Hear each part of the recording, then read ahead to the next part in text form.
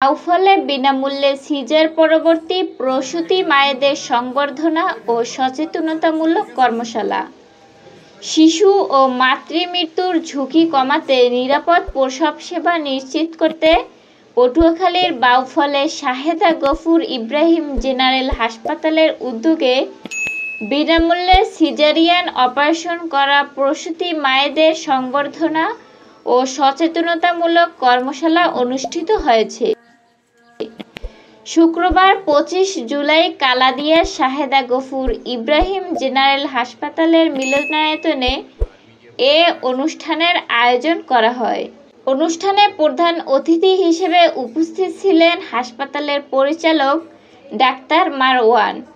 বিশেষ অতিথি হিসেবে বাউফল স্বাস্থ্য কমপ্লেক্সের গাইনি বিশেষজ্ঞ ডাক্তার ফাতেমা আক্তার জুথি, ঢাকা পিজি হাসপাতালের গাইনি বিশেষজ্ঞ ডাক্তার রেদওয়ান উল্লাহ রাকিব ও তার স্ত্রী ডাক্তার উম্মেহানি সাউদা এবং ডাক্তার সামিউল আজিম রাহিম। এছাড়াও স্থানীয় ব্যাংক কর্মকর্তা, সাংবাদিক ও হাসপাতালের কর্মীবৃন্দ অনুষ্ঠানে অংশ নেন। এ সময় ডাক্তার মারওয়ান তার বক্তব্যে বলেন, প্রসূতি মা ও নবজাতকের সুস্থতায় আমরা প্রতিশ্রুতিবদ্ধ। বিনামূল্যে সিজারিয়ান সেবা প্রদান করে আমরা দরিদ্র ও সুবিধাবঞ্চিত পরিবারগুলোর পাশে দাঁড়াতে চাই। হাসপাতালের প্রতিষ্ঠাতা ASM ফিরোজ আলম জানান, গত মে ও জুন মাসে 12 জন প্রসূতি মাকে বিনামূল্যে সিজারিয়ান অপারেশনের মাধ্যমে সেবা দেওয়া হয়েছে। তিনি বলেন, আমাদের লক্ষ্য বাউফলের প্রতিটি মায়ের কাছে নিরাপদ প্রসব সেবা পৌঁছে দেওয়া।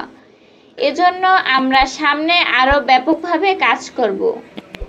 অনুষ্ঠানে সিজারিয়ান অপারেশন করা মায়েদের সম্মাননা প্রদান করা হয় এবং নিরাপদ মাতৃত্ব ও নবজাতকের যত্ন বিষয়ক প্রশিক্ষণ দেওয়া হয়।